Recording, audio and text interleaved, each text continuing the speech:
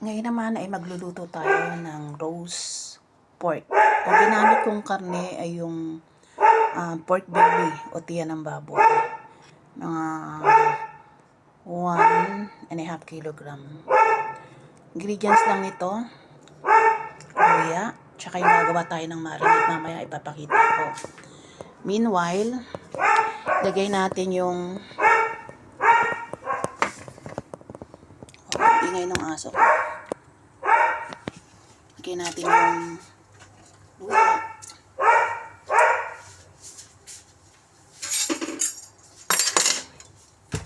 At 3 tablespoon na Shaoxing wine. Nakakatulong to para lumambot ang karne. Very tender siya. Saka ilagay hindi pa husindi yung apoy Yan, lalagay ko na tong belly rib ay pig belly.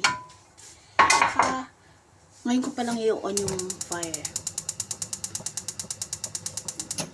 So, hintayin ko siyang kumulo.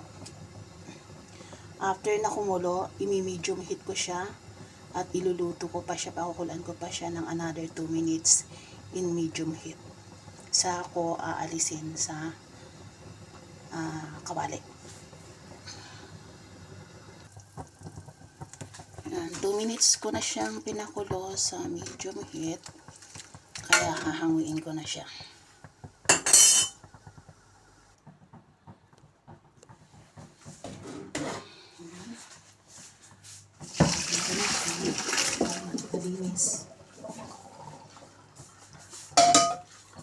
Sa ko siya palalamigin muna bago ko siya i-marinate. Gagawa naman ako ngayon ng dry rub, yung pang marinate sa pork belly. Bali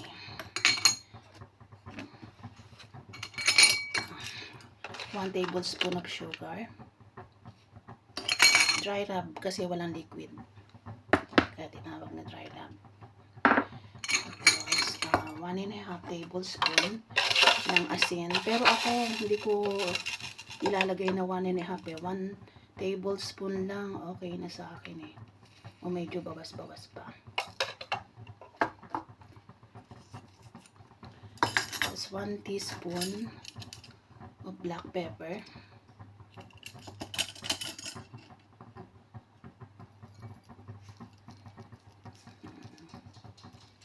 Yan siya, napakasimple ng marinade.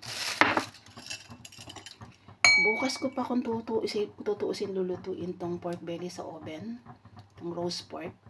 Kaya lang, kailangan kong i-marinate ngayon pa lang para bukas malasang-malasa siya. Tsaka itong 5 spice na bibili ito sa mga Chinese store. Ewan ko kung meron na rin sa Pilipinas nito. Bali, 5 klase ng spices na pinagsama. 1 teaspoon lang ang kailangan ko rito.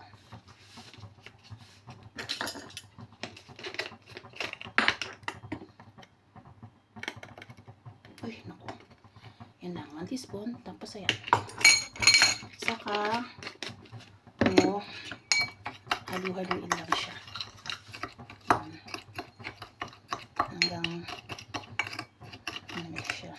Mahalutang mabuti. Ayan na siya. Handa na siyang ipang-marinate sa pork belly.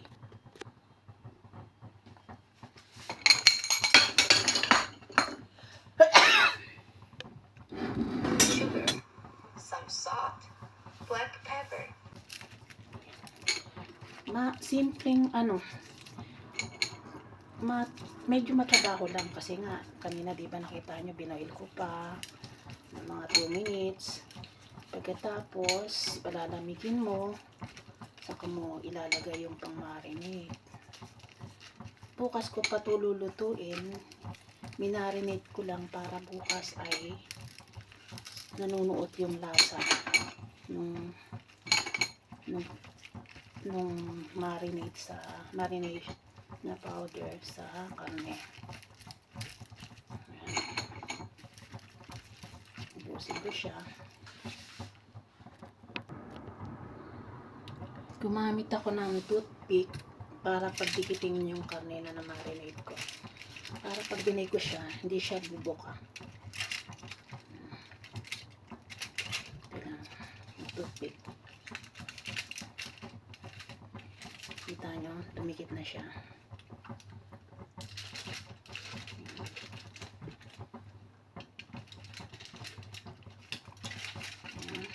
Dagdagan pa natin.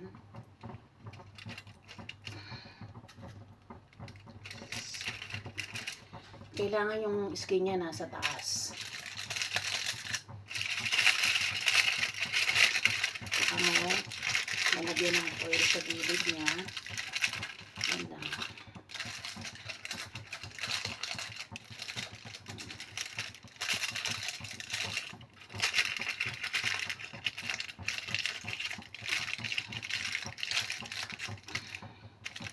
Yan na. Ito na siya. Bali, ilalagay mo siya sa fridge, hindi sa freezer ha. Hayaan mo siya sa baba ng fridge. Hayaan mo siya mag-marinate overnight bago mo siya i-bake bukas. Kaya bukas ko na lang ipapakita yung end result ng roast pork ko. Bye!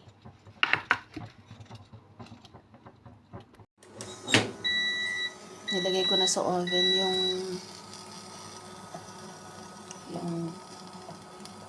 pork belly. Bali, i-bake mo siya ng 40 minutes. Ang temperature niya is 230.